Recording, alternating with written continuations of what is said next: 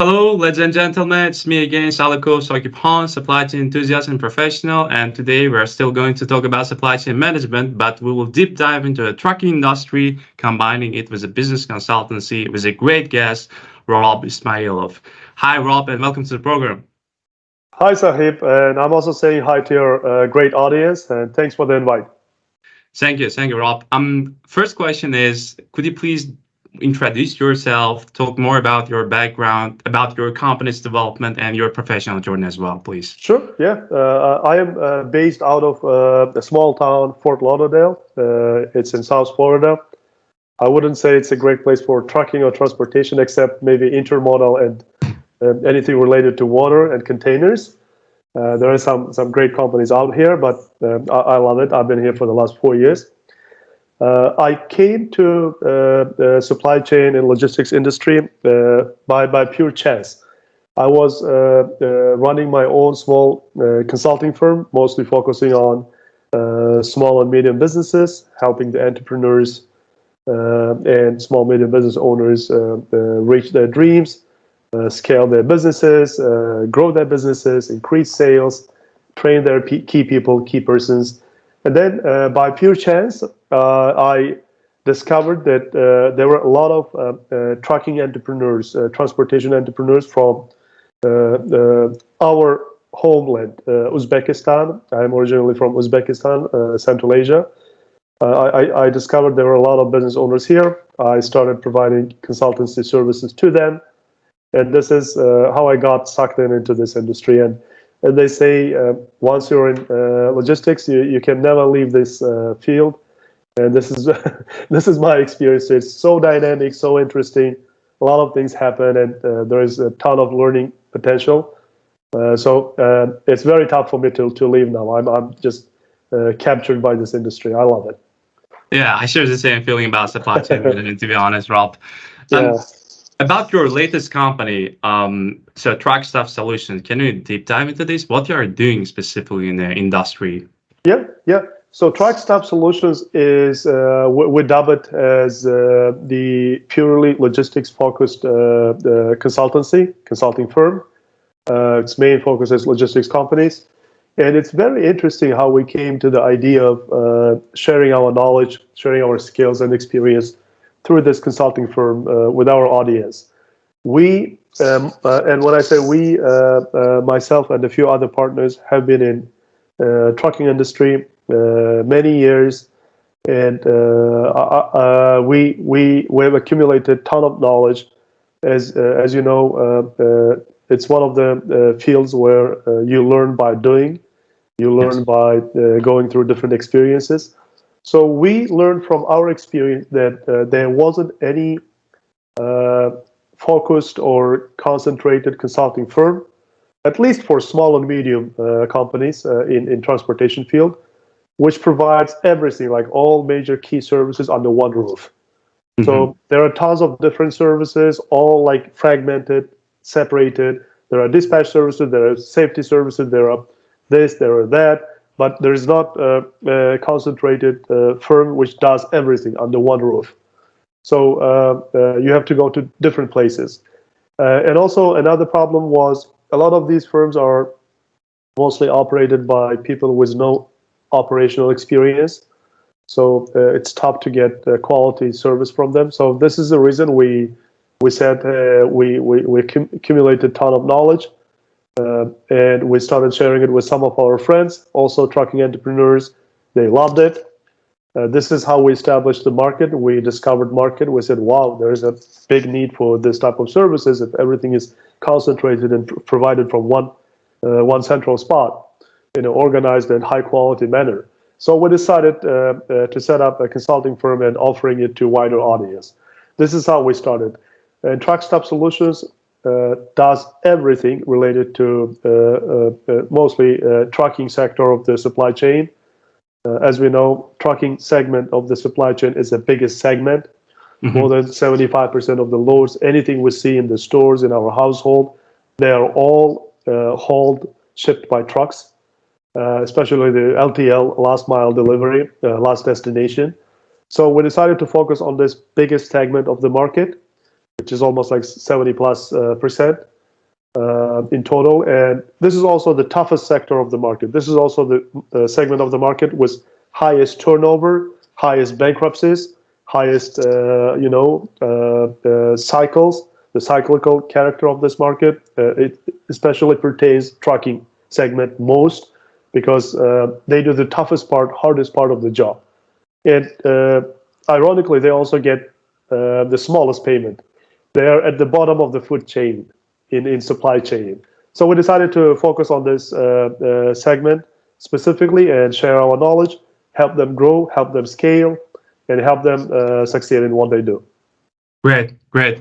Well, I'm really fascinated with your journey of expansion, to be honest. But if we're focusing on a difference of your company from others in the industry, from competitors, what can you tell about this more?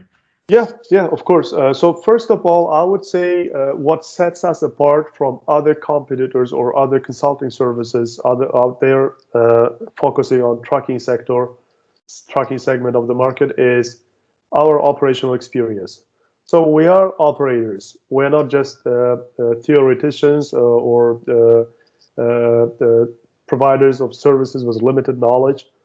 We didn't come to this segment of the market by chance. We've been operators. First of all, we have accumulated and we have time-tested all our knowledge, all our experience that we share with our clients through our own experience, through our own skin. Mm-hmm. So we have a lot of operational experience. I think this is one of the biggest differentiators if you compare us to a lot of other like smaller service providers out there or consulting services. Second thing which sets us apart is we provide everything related to trucking. We don't only provide just limited services, for example, dispatch service or safety service. We provide everything, all major key services, which helps your transportation company to be successful. And we have also developed through the years very unique products that our customers love. We also provide them other than like separate services, which helps them to become successful and to build their practices in a more established and well-planned long-term view. Mm. We also help our customers with turnkey white label solutions. For example, if you're an aspiring entrepreneur or investor who would like to get into transportation, we have a solution for that. We can build for you a trucking company, a turnkey solution from scratch. And we can set out your company with 5 trucks, 10 trucks, 20 trucks, whatever you choose. We can make a customized plan. And in 2 to 3 months, you will become an owner of a really well-running operating fleet with 10 trucks, 15 trucks, 20 trucks, whatever you choose, with really highly experienced back office staff who does all the operational day-to-day.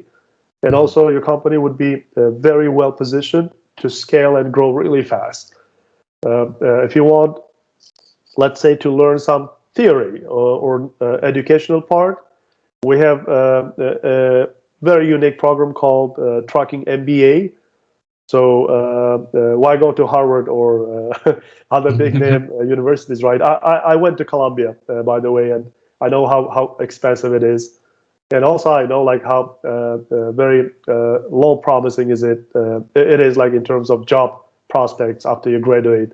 In most cases, most students end up with a bunch of student loans, which drag them like throughout their life, and it's very hard to pay off. And also like very low prospects of finding a good job. So we have a Trucking MBA as a program, which teaches aspiring entrepreneurs the theoretical part, all the aspects of running and launching and building a trucking company, trucking business successfully. And also we help them as part of this program to build a very strong business plan for launching their first trucking business. And also we help them to go out and fundraise, find investor partners for their venture and launch this company with them and for them. So we also we are different from many other service providers with these types of like unique products that we can offer, and we've been doing for many years now. Great. You have mentioned, I would say as a follow-up to your kind of explanation of your businesses, you have mentioned about turnkey projects. So when it comes to the turnkey business model, it's very attractive. At the same time, it's very kind of frightening because as an investor, I'm afraid of what can happen further on, during my journey. So how does this kind of model stand in comparison to other business models within Uh, this industry of yeah, transportation? I would say very, very good question, and I love that you asked it because this is also like one of the most often asked questions from our prospective buyers and clients before they make the decision to purchase a turnkey product from us. So first of all, let me mention what types of turnkey products we offer currently. Other than like tons of different services, separate services, which helps transportation companies to build great practices and great business, great teams, and position them for success. We offer also three types of turnkey white label solution. Mhm. We offer a turnkey built for you trucking business. We Mhm. offer a turnkey built for you freight forwarder business, which is another cool business. Think about like C.H. Robinson. Think about Expeditors International. Think about moving thousands of containers over the sea, over trucks, over railroads, et cetera, et cetera. So it's like it's the next level of transportation business, right? Freight forwarding. So we can also help our clients to build a turnkey white label freight forwarding business. It takes from 4 months to 6 months. Building and launching a small fleet trucking company as a turnkey solution takes us from 2 to 3 months. Mhm. So turnkey trucking company, turnkey freight forwarding company, and the third turnkey product that we offer is trucking MBA. Mhm. So which comes with educational training part and also implementation part. So these are three types of turnkey product that we offer. Other than that, we also have two unique products, Mhm. which are similar kind of to turnkey, but they are they're like good fit for already existing and running trucking companies. One of such additional products is how to scale your company, your trucking business, to 100 plus, to 200 plus, to 300 plus trucking operation, to grow into giant operation. How you do this? Because a lot of operators in this field know that it's not relatively difficult to build, let's say, 20 to 50 truck company. Mhm. It can more or less take like 1.5 years, just a little bit effort, some learning curve, learning experience, but you can do it. Most people Yeah. can do it. It's not that difficult. But bigger problems, bigger challenges start after that next stage. Like what if you want to grow it further, if you want to turn it into 80 truck, 100 truck, 100 plus truck operation, then you will start like seeing some really tough challenges. You will realize your systems are not ready, your people are not ready, your teams are not ready.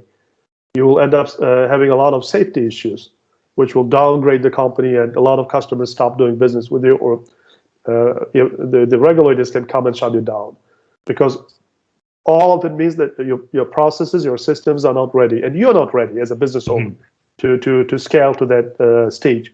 So one of the next services we provide for the companies who have like currently 40, 50, 60 trucks, but want to make this next jump, leap, and become a 100 truck company, 100 plus, or even bigger operation, we help them to scale. We help them Mhm. to prepare their systems, processes, people, and also the owner of the business himself or herself to grow and scale his business to that level. So this is another service that we provide, a unique service. Another service is a turnaround service Mhm. for a struggling trucking company. Everybody knows what is turnaround. So turnaround in business means it's usually applied to a struggling company, which is almost on the edge of bankruptcy, maybe, or like really struggling, doesn't know if it's going to exist tomorrow, really struggling, and doesn't know the way out of the situation. So this is where the turnaround strategy comes handy. And we also offer it to struggling trucking companies who have come to the point that they don't know what's going to happen tomorrow. They are even thinking maybe like shutting down the doors. So we also offer this type of turnaround service to put them in the right path and help them grow. So these are like additional services which sets us apart from most of the other agencies out there in the market. Yeah, great. Kudos to you and your company, to be honest, because I'm hearing a comprehensive service, including practical solutions, educational platforms, services, and systems in bunch that you are offering to your Yeah, clients. yeah, But we should, at the same time, we should face the market now. Given the downward tendencies that we are seeing in production, import, and consumption since 2021, I would say, coupled with higher inflation in the world, specifically the United States as well. So what's your perspective on investing in this kind of a business? Because trucking industry really, works in parallel with the yeah, economic indicators of the country. yeah. So can you expand on this as well? Yeah, of course. I think it's a great question, and it is in everybody's minds, even like in the minds of the experienced operators of transportation companies these days. Everybody is trying to guess where the markets are going, right? But I will finish up with like a little bit more answers to your previous questions because I felt I didn't answer it in full, especially the part. What are the risks like for the investor, for the purchaser, right? So one thing which also makes us unique is we never like overpromise. Hmm. We say to our clients from the outset, from the beginning, that this is not the right business for everybody. It's not for everybody, and it is true. Whoever has done even like a few weeks in trucking knows that, or like in general, transportation business knows that it's a very unique field, and it's not for everybody. Hmm. It's a lot of stress. Why? First of all, because transportation business, including trucking, is literally in the middle of everything. Yes. Everything revolves around this. Like you have to deal with a lot of different types of people and partners and counter agents and clients, customers. So this makes this business very tough and difficult, challenging. Yeah, it can be very rewarding. It can be very lucrative if you build it right. But at the same time, there would be days, weeks, months, maybe years, like right now, when this business will drive you crazy, when you will doubt yourself like 1,000 times, Hmm. asking yourself if I'm doing everything right, am I in the right place in general? Am I doing the right business? Or should I just quit? So it's very stressful business. At the same time, it's very rewarding business. It's not for everybody. So we never overpromise our clients, our buyers. We always tell them, hey, this is the risks, this is the stress, this is a downside, this is the upside, this is what you can expect. We also provide them with financial models and projections of how much they can earn. But again, every time we make disclosures saying this is not guaranteed. We're just sharing with you everything outright, very conservative numbers without any over promising. So just know what you're getting into. But if you're really committed to do it, it's a great business. If you Yes. do it like in the right way, if you scale it, it's a great business. So we always like upfront. So this saves us a lot of waste of time to with unqualified clients, and this also helps them to make their decisions like on an informed basis. And another thing, if it's the right decision to invest, let's say like I'll give you an example of how much our turnkey trucking company costs. Sure. The package of how many trucks we can get the client started with, it differs depending on his budget or her budget. Sometimes we have 5 trucks on the road at the end of the Hmm. journey, and then the client takes over and he keeps growing the company. Sometimes clients wish to start with 20 trucks, we do it. Sometimes clients wish to add and start with 10 trucks, we do it. So right now we'll start working in a few weeks with a new client who wants to start with 40 trucks. So again, like it can be customized, but our most popular package is 5 trucks. It takes 2 months to build this business, to set up everything, all the contracts with the customers, all the major setups, permits, licenses, insurance, factoring services, back office, experienced back office, creating a team who does all the operational stuff, hiring 5 drivers, picking up 5 trucks, setting them on the road with the first loads for the first customers. So all of this takes 2 months. This is the 5 truck package is the most popular package so far in turnkey trucking company offer that we do for our clients. So let's say we're selling it now for 190K. So for the client to start to become an owner of a 5-truck operation, business, small business, within 2 months, it costs him 190K, almost 200K. And the client will also need around 50K in working capital to get started on top. Let's say 250K. Paying 250K in 2 months, you'll have a 5-truck operation. The trucks are not owned. They are not assets of the company. They are rental trucks. And we also equip such company with a very strong rental account from Ryder.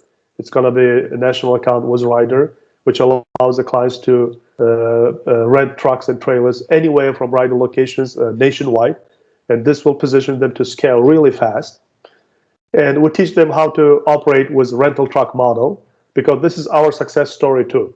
This is how we built a successful trucking company with like hundreds of trucks. So we'll teach them basically our own model with rental trucks. But let's say the client has 250K to spend. He can do either with us and set up a 5-truck operation and grow it further, have all the back office experienced staff, all the setups, etc., etc. Or the client wants to do it on his own with the same amount of money. What he can do? If we compare the alternatives, our offer is the best in the market right now. I can say it like without any hesitation. If the client decides to do it on his own, what else he can do with 250K? He can buy one new truck and have left in his hands maybe like 30K in working cap, but he has to do everything on his own. It's a lot of errors, a lot of potential for errors, a lot of work, a lot of efforts. He doesn't have any staff members. He has to do everything on his own. And who knows if he can do it or no, if he has experience doing it. Or he can buy 2 or 3 old trucks. But again, all the rest he has to do on his own. The same struggle, the same challenges. If you compare 2 options, I think it's obvious which option is the best one. Of course, like we think like our product is best one, because you start running with 5 trucks instead of 1 or 2. You get fully experienced back office staff. You'll get dispatchers. You'll get track and trace specialists. You'll get safety specialists. You will get accounting specialists. You will get fleet specialists. You will get driver recruiter. So all the operations will be taken care of for you. And though all these back office people will work in 3 shifts, everything is accounted for: salaries, overhead, fixed expenses, variable expenses. Everything is accounted for. We provide the business model for this type of operation, which is tested by time and which positions the company to scale really fast into bigger operation. I think if you compare those 2 things, our model is the best offer out there in the market right now. That's why it's so successful and so popular among our clients. So we explain all of this to the client upfront. We explain the risks, we compare different offers, alternatives in the market, and then we let the client to make their own decision. We don't pressure. This is like answering your question. Great details.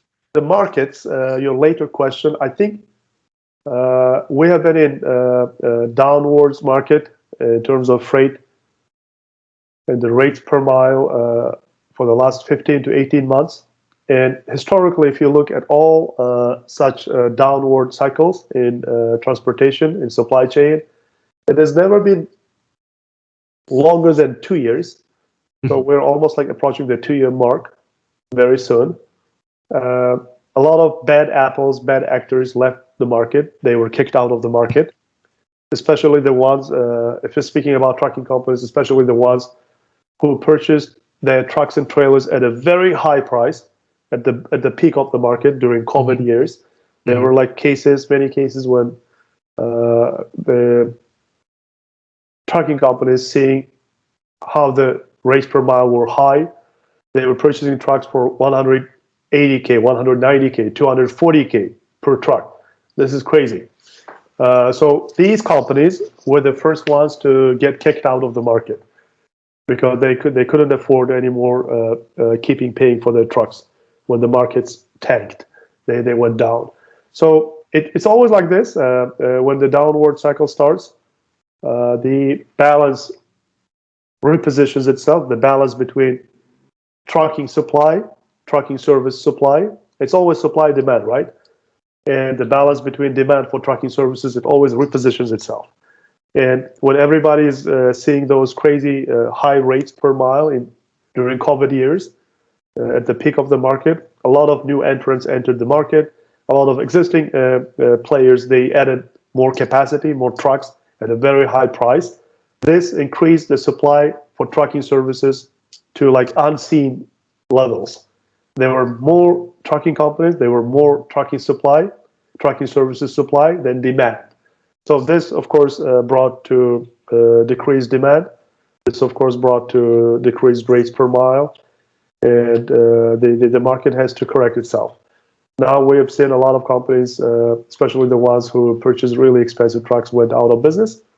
Now we are experiencing the first signs that the balance is again repositioning itself. It's equalizing itself, the balance between supply and demand. And we started seeing some first signs of market correcting itself again and positioning itself to move upwards again. And when this period starts, it has already started.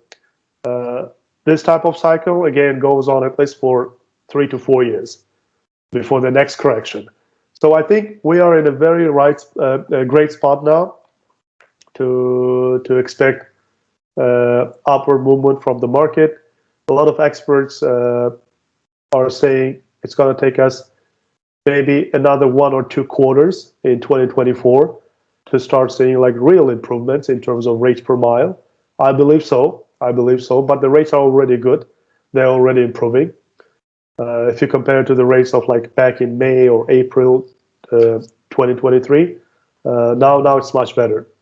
So I do believe so. We are positioned for growing rates per mile, for good, strong freight market very soon. And again, like there is never right time to enter this business.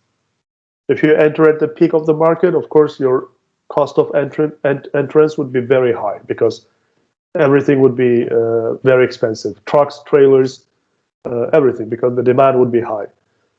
And competition would be high. You will struggle gaining more business, signing up new contracts, etc., from the clients. But if you enter at the time like now, the barrier to entry, the cost for entry is relatively very low, and also the chances of you as a new entrant establishing yourself in the market and gaining more business, gaining more customers is relatively higher.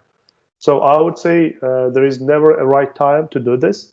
It all depends on your commitment and on your long-term view as an entrepreneur, as a business owner. If you have long-term view and commitment, any time is good. Yeah, great note. Especially when you covered about risk aspect. Well, first of all, every business is about risk. Like how much risk can you bear is the main question before you enter into the market. And objectively, I have also read about Coyote Logistics report, and the market kind of projection is very positive, to be honest. From this period on, like from 2024, there is new peak to come. So I'm also positive about the market as well. Well, let's see. The time will show. Yeah. Again, for a long-term view entrepreneur, for a long-term view business, I don't think like the markets are like a big like deal breaker. You know, it doesn't affect or identify your decision whether to stay in this business or to be in this business at all or not. If you have long-term view, I wouldn't say. And I couldn't say any market is good. Of course, upwards looking freight markets are always good. You will make more money because the spread, the margin between your cost per mile and rate per mile would be bigger. Yes. The markets shrink. It's not always. It's not. I cannot say it's good, but again, like it's a reality. The spread, the margin between your cost per mile and rate per mile would be smaller relatively. Or sometimes you'll be just breaking even, just covering your costs and not making any money. Everybody makes money. Your drivers make money. Your office people make money. Your employees will make money, but you as a business owner won't make money. I mean, it's part of the reality. Yeah, In tough markets, you'll just have to weather it out and make sure you don't go bankrupt. You don't go yeah, out of business because you know that eventually good times will come and then you will make most of the money. And again, I don't think good markets, bad markets should affect your decision or anybody's decision who has long view term, yes. long-term view to be in business or not, especially in transportation business. I want to give just one example from recent news. In December last year, in December like 2023, just a few weeks ago, a giant transportation company from Canada, TFI International, they purchased, they bought out a U.S. trucking company named Daseke. So Daseke was founded by Don Daseke. That's the founder's name on the company, in the company's name. But it was founded by Don in 2008, and it Don founded it as the only flatbed operation trucking company, only doing flatbed loads. So they grew the company a few years until the company reached like $30 million in annual revenue. Very easy to do in trucking. Even like smaller companies can reach $30 million annual revenue because there is the cash turnover is big in trucking. A lot of money comes in, a lot of money goes out. So he grew it to a $30 million company. He grew it to 60 trucks company, only doing flatbed. And from there, they successfully utilized their own cash flow and other people's money from lenders, from banks. And they started looking out for successful smaller flatbed operations, flatbed companies around the US. And they ended up over the years acquiring 19 flatbed companies, which brought to, until recently, their total number of trucks to almost 7,000. Their total number of trailers owned by the company to almost 11,000. And these were their numbers, and their revenues were at that level already like billions. And then TFI came and bought them out. And TFI paid them $1.1 billion. So again, if you imagine from 2008 to 2023 December, how many markets, how many times market has changed in trucking, in transportation? At least I would say 4 times, right? Sometimes, yeah. Did it affect the company's growth, Daska's growth? No, they kept acquiring more companies, they kept growing the business. So this is the example of long-term view. Sure. Again, I'm not saying like everybody will be able and should do like such big acquisitions and such big scaling, but in a smaller scale, in a smaller size, it's doable, it's realistic. So if you have such long-term view, I don't think like markets should affect your strategic decisions. I agree. I agree. So, moving to the next stage of our discussion, it's about details of your service, I would say. So, you were mentioning about an exit strategy.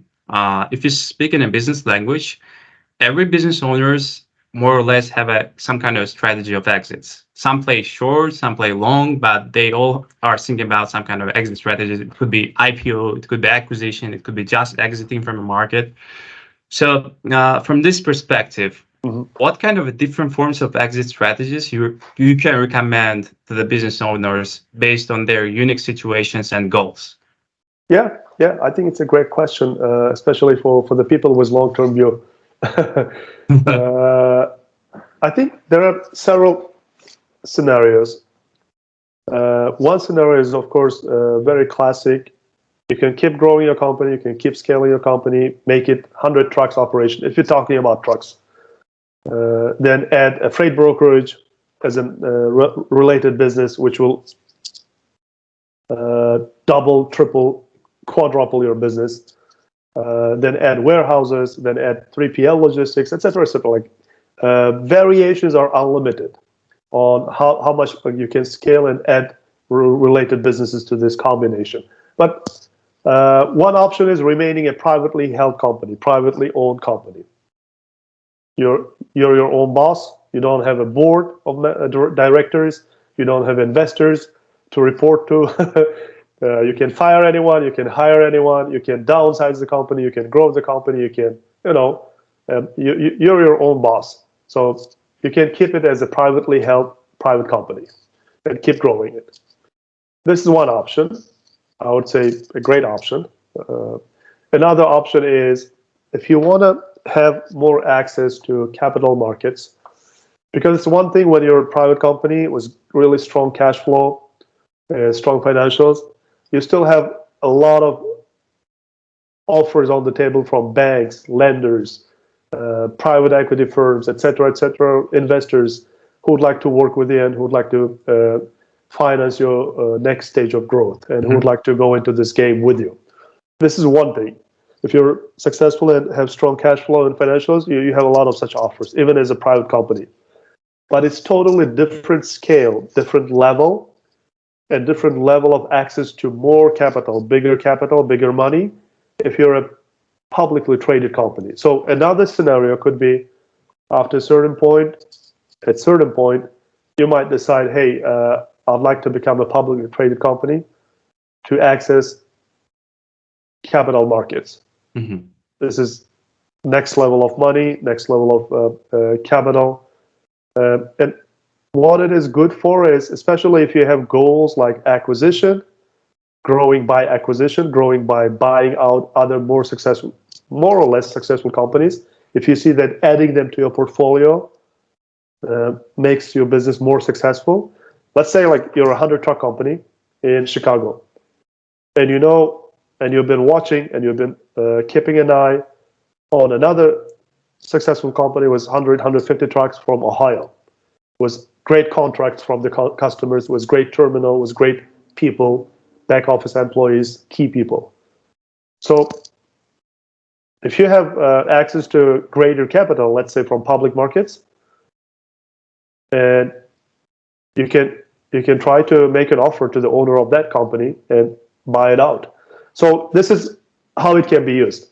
So if you have like these types of ambitious goals, if you want to like go on acquisition plan, strategic acquisition plan like Daske did, was 19 acquisitions from 2008 to 2023, you can do it more effectively, more efficiently, and much faster by tapping into capital markets. And you can tap capital markets only if you become a publicly traded company. So there's few ways of doing it. You can list as an initial IPO and become a public company. It takes somewhere from 8 to 12 months.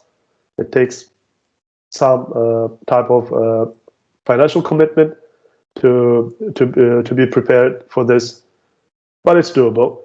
Or another way is like you can merge with another smaller publicly traded company and use them as a shell company. Mm-hmm. And then this way you can become a public traded company much faster. So there are different options, but this is one scenario other than staying private. Another good combination in this regard could be also like, which can be like which can be carried out by both options, either private or public, is doing strategic acquisitions. Mm-hmm. To grow faster by way of acquisitions and rolling them up under your company. So this is what Daske did. This is what, for example, XPO did. XPO became the XPO it is right now by the way of acquisitions too, and by the way of roll-ups. So XPO was a small company in 2012.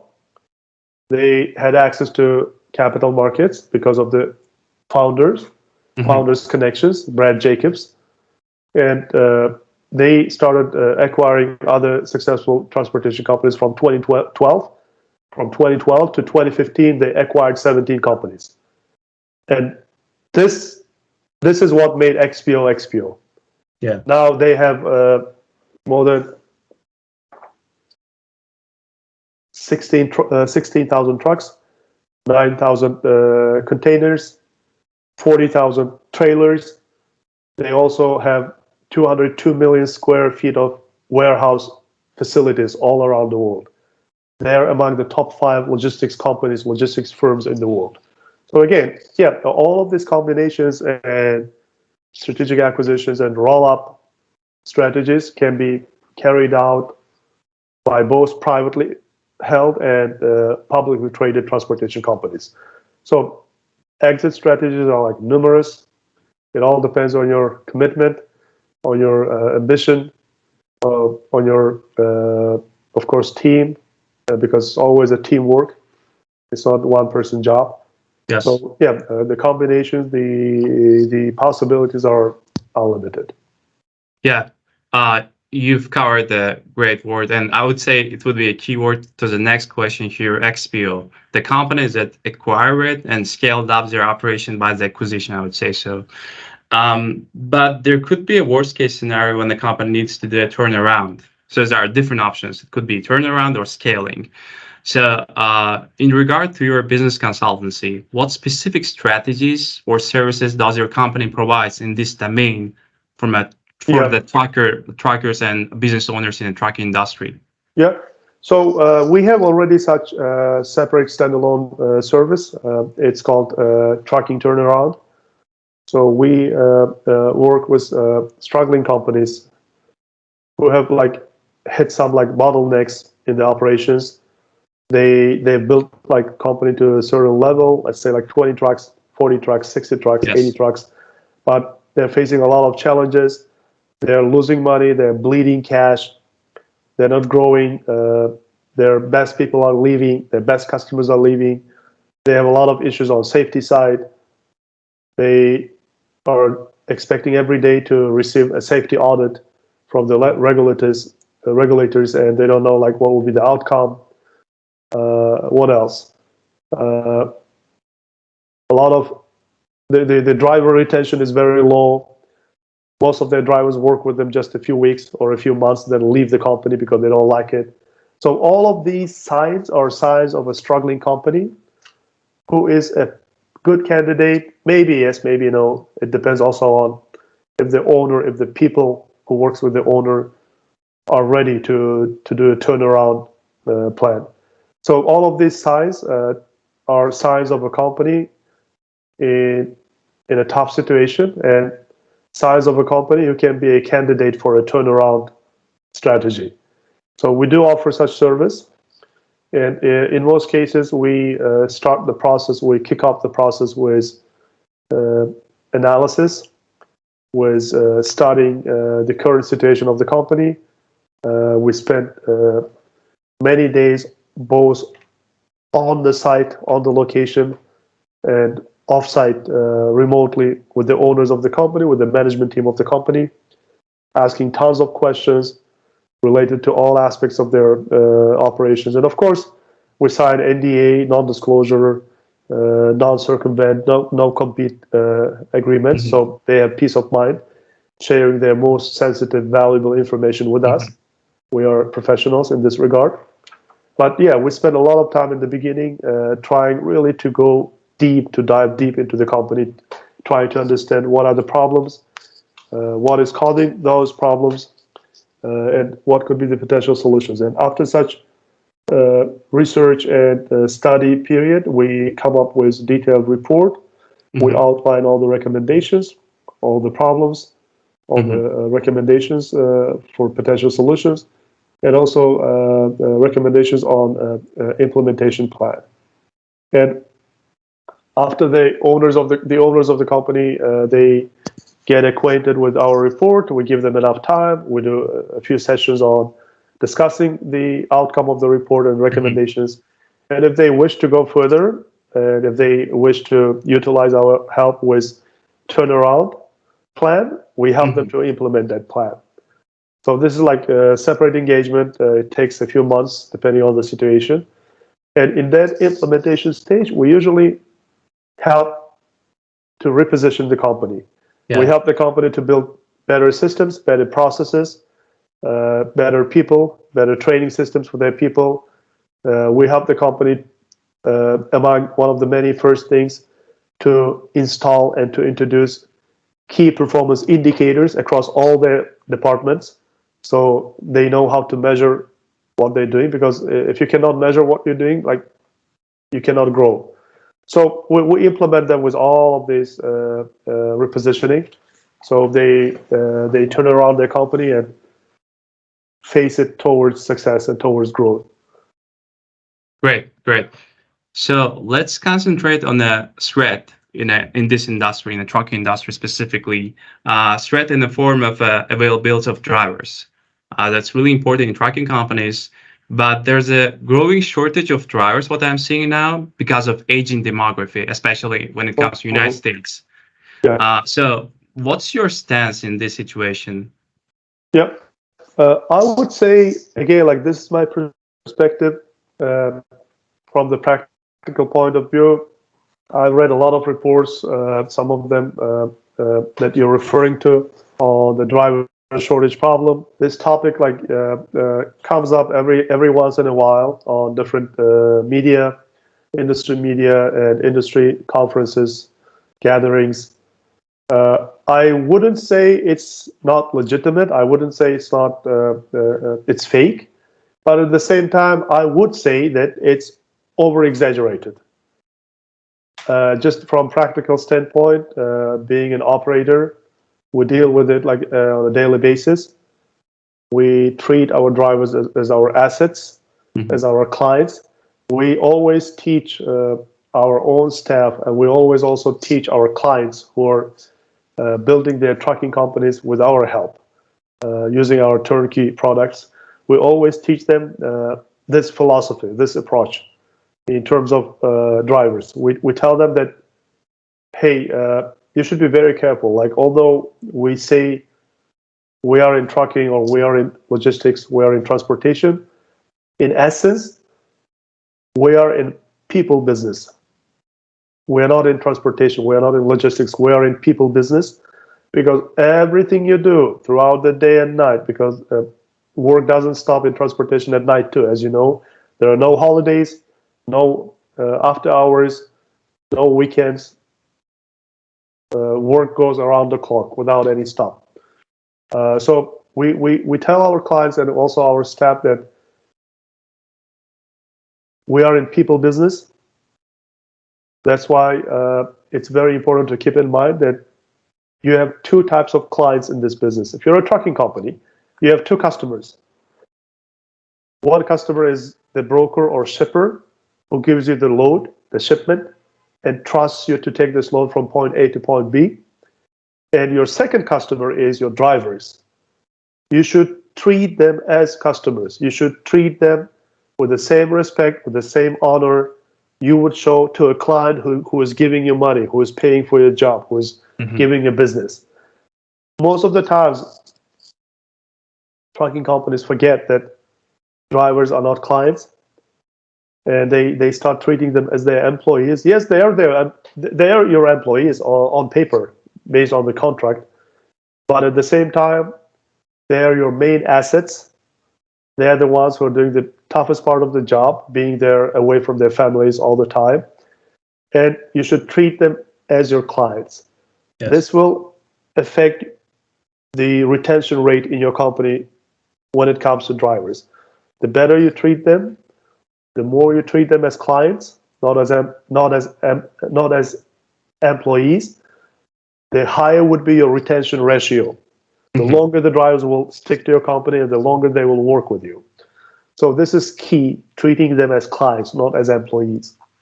And in terms of driver shortage, again, I wouldn't say it doesn't exist, but at the same time, I would say it's over-exaggerated by some experts, some media people, some journalists, etc., who don't come face-to-face with reality every day. I would say there are more than enough drivers in the United States, CDL drivers. Yep, older generation, classic CDL drivers, mostly white, mostly from Midwest, etc. They're getting old. They are getting old, or they're like getting dissatisfied with this industry, and they're leaving to do other jobs, either by age or by choice. But at the same time, there are a lot of new drivers incoming. There are a lot of people studying for the CDLs, going through internship or apprentice programs in existing companies, trying to learn the trade, to learn the skill. I don't agree with the driver shortage as a like overall like big problem. I see the problem is a little bit different one. The problem is a retention problem. Drivers are like, they're free people. They're the most freedom-loving people, CDL drivers. And they don't care like if you're owner of the business, if you have like millions in your bank account. So the moment they see that the company is not treating them well, they will leave the company. They change the company, they jump the companies very much and very often. So this like kind of maybe makes it similar to like there is some kind of like overall driver shortage, but in essence there isn't any shortage. There are more than enough drivers. The problem is retention. The problem is how long the driver will stick to your company and will work with you. So if you, first of all, they care about loads. They care about making good money. And they care about, of course, good treatment, good conditions. So if you take care of these aspects of work, like I don't think you will experience as a transportation company with any driver shortage problem. Yeah, I would totally agree that the trucking industry as a whole is a people and customer centric industry, and the driver itself is an internal customer, as you said. But is it possible? Okay, I would dare to ask still: is it possible to get rid of the driver kind of problem? I would say through autonomous vehicle. Let's say like Tesla is doing something, Nikola is doing something in the market. So yeah, what do you think about this kind of potential alternative in this industry? I don't think it's coming anywhere sooner. And there is one like a really objective issue why it's not coming sooner. The infrastructure, the electric grid, which should be ready to charge that many vehicles and relatively in a shorter period of time so they can keep running. The grid system, the infrastructure, all of the US is not ready to make this shift.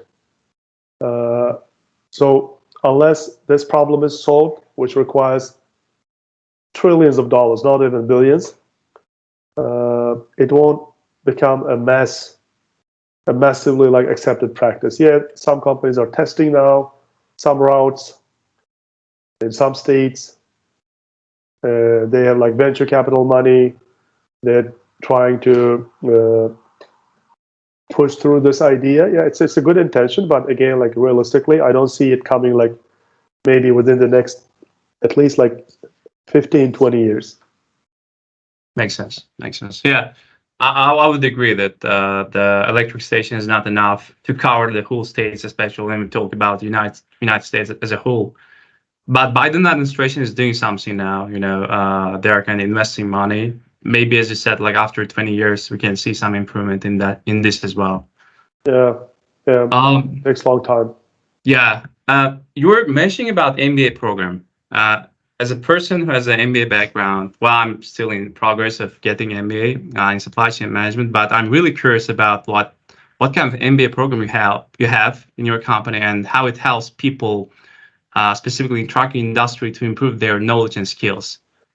Yeah, I would say our MBA trucking MBA program is only a good fit and good program for practitioners. So if you're an MBA graduate, right? Let's say like if someone is studying for their MBA degree at any like average, let's say average grade, average class school, not Ivy League, not community college, but let's say average grade, like which costs like let's say from 30 to 50K a year in terms of tuition. If you're studying for an MBA program, the reality for most MBA graduates is they graduate with a bunch of student loans. and then they go to work for someone else. Yeah. And I know Harvard is doing something. They have a special program now for MBAs who would like to choose it as a major. If they choose it as a major, they can become ETA. So they call it ETA. It's entrepreneurship through acquisitions. Mm-hmm. So while they're finishing their MBA program, they start looking for businesses which they can purchase involving investors' money, investor partners' money. They can also like set up some type of search fund where investors will even finance the search process while you're searching for a right business. You're finding a right business. If you decide to buy a business, existing business, it's a lot of work. You have to look at many businesses in order to choose one good one.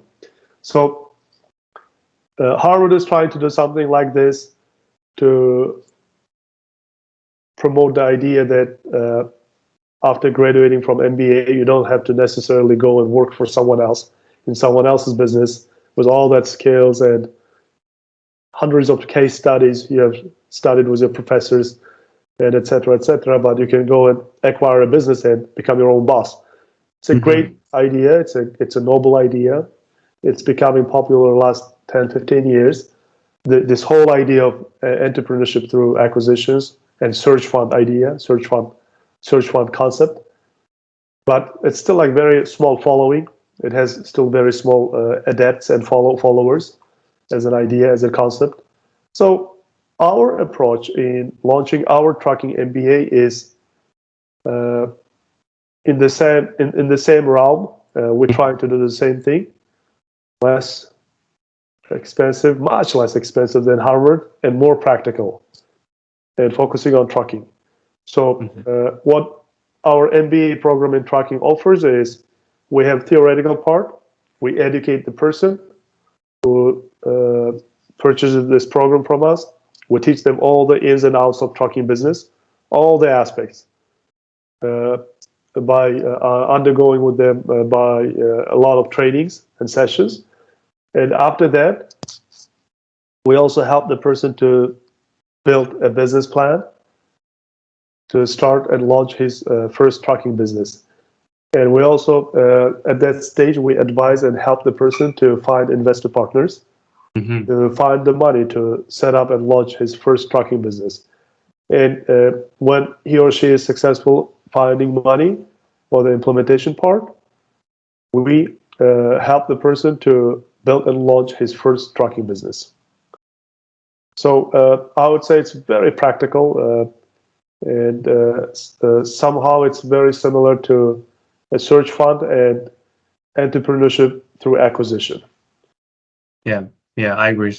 I'm studying in UW Medicine. We have this kind of similar program. It's called Wave Practicum. It's kind of under the MBA program, and you can offer your business concept and you can find investors. Like it's similar to this platform, and well, you are doing a great job. It's a very noble job. Thank you.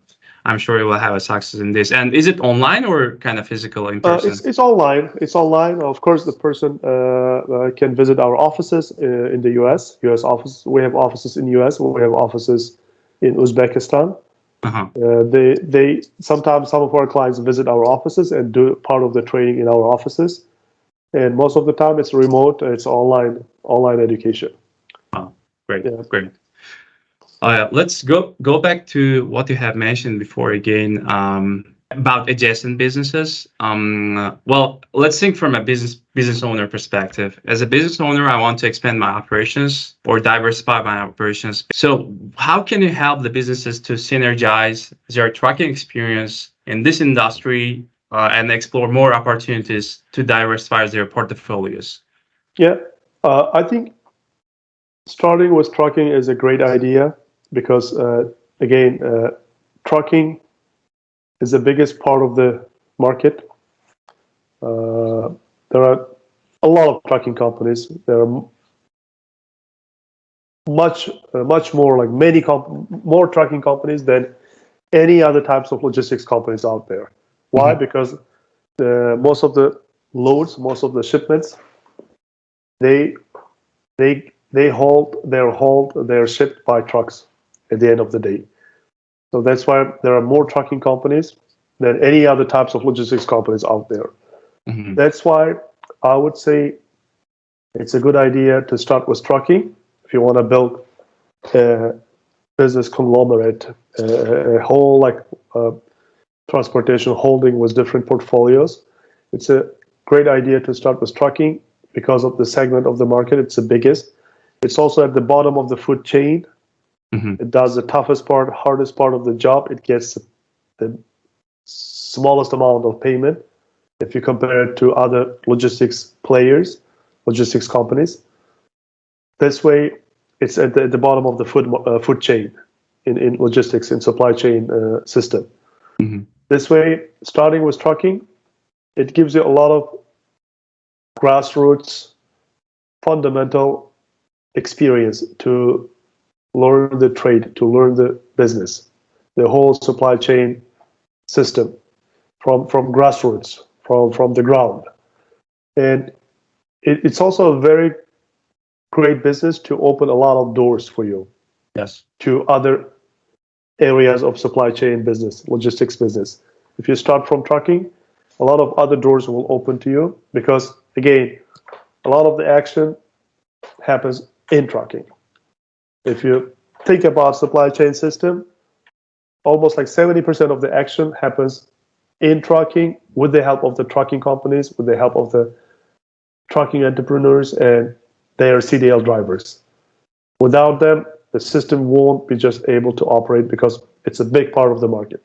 That's why starting with trucking gives you a lot of experience to get to know the system as a whole, how the things move, how the system operates. And it also opens a lot of doors because if you started with trucking, that means you have capacity. Capacity means in supply chain, trucks, trailers. And if you're in other parts of the business, warehouses, assets, ships, if you move containers on the water. So railroad, train, chassis, uh, trailers, all of this means capacity. So assets, heavy assets. So trucking is very asset heavy because you have to operate with trucks and trailers.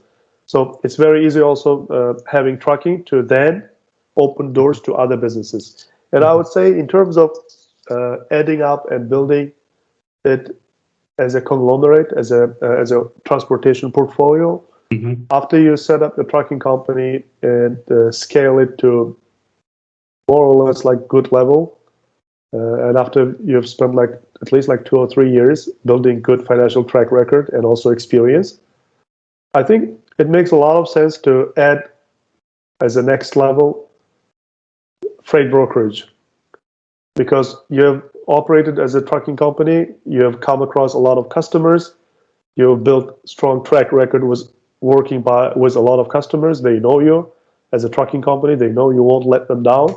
They know your trucks, your drivers always come on time pickup, on time delivery. You take care of issues immediately. You notify them of issues immediately, inform them of issues, because issues always happen with anyone, especially on the road. But they know you. You have built good track record with them, good name with them. So this makes you a very good candidate if you open your freight brokerage too and go now to the same customers saying, hey, I've been working with a trucking company, delivering small amount of loads. Now, let us try to work as a freight broker. Give me and trust your 100 loads, 200 loads per week with me so I can distribute it among other trucking companies and manage it. I'll take care of load management. I'll take care of load distribution. I'll also make sure every job gets done because I know how it's done because I worked with the other trucking company. I know this side. Now let me be now on the other side as a freight broker and move not 1 or 2 loads with you, hundreds of loads with you every week. So this is next level. And because you have worked with them as a trucking company and built good name, good track record, it will be easier for you to set up this business and launch it too. And I'm saying easy, it's never easy.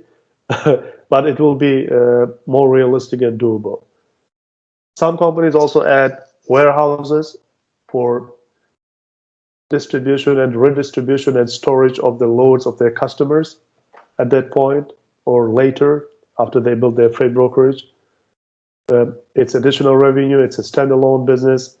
It allows you to offer a wide variety of services to your customers. So it's always a good idea as a next business idea. Building warehouses, owning warehouses, owning your real estate, owning your land, owning your buildings, which is a great leverage.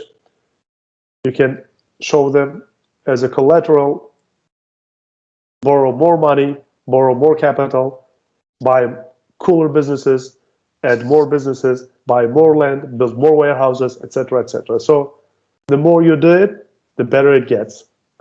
But in terms of the logical steps, in terms of adjacent related businesses to trucking, I would say these are some of the businesses which comes to mind. Got it. Got it. Well, great explanation. Thank you for your answer. So what are your thoughts, I mean, within the short time period and long-term projections when it comes to the trucking industry? Like, what are you thinking about both domestically in the United States and globally, how it will shift or how it will develop?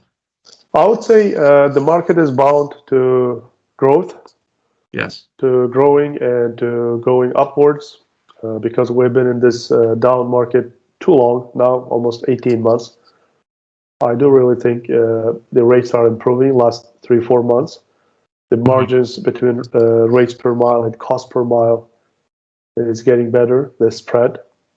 It's not fully there yet. It's not like near there yet too, not fully even, but it's getting better. And I do expect the markets are bound to growth and to much better rates. And again, for any long-term view business owner in this field, I wouldn't tie up my success, or I wouldn't tie up my strategic decisions. Yeah, tactical decisions, yes, of course, always you factor in everything. You take into account everything you can. But I wouldn't tie up my strategic decisions with where the market is moving, like, because honestly, everything is bound by markets. Everything is within the markets. When it changed, it changed. When it corrects itself, it corrects. It's always a good practice in transportation to save more money when the times are good. Mm-hmm. So you have like more financial cushion to fall on if the times are not good anymore, and to plan accordingly. For example, there is a great strategy. Everybody speaks about top line and bottom line, right, in terms of financials. Top line is gross revenue, bottom line is income, right, net income. But it is always like this from traditional accounting standpoint. We always pay ourselves at the end as a business owner, right? That's why we call it bottom line. We put all the net income after everything, after all expenses, after all overhead, business-related expense, operating expense, taxes, interest, depreciation, and then we look at if we have any income or no, net income, and then we pay ourselves. But again, this is from a traditional accounting standpoint, but when the times are good, I would say it's a good strategy to put into a different account to save 5 cents, 10 cents from every single dollar which is coming to your business. And it's very easy to do in trucking, especially in transportation, because the cash turnover is so high. A lot of money comes in. But when the times are good, if you don't put aside some money, a lot of money goes out too, because it's very, very capital intensive business. Makes sense. Makes sense. Well, Rob, from this point on, we can finalize our discussion, to be honest. And first of all, thank you for being a part of this program and expressing your thoughts about trucking industry, / trucking business consultancy. Again, well, I would I wish you best of luck with your company's business growth, to be honest, and see you next time again. Yeah, likewise, likewise, my friend. Thank you for your time, and looking forward to joining a program again. Sure. And ladies and gentlemen, please find the company's contact information and close it in this YouTube description. I will make sure you'll have all contacts, telephone numbers, and emails so that you can contact Rob or his team as well. Thank you again, Rob, and see you next time. Take care. You as well. Enjoy your weekend. Thank you. Bye-bye.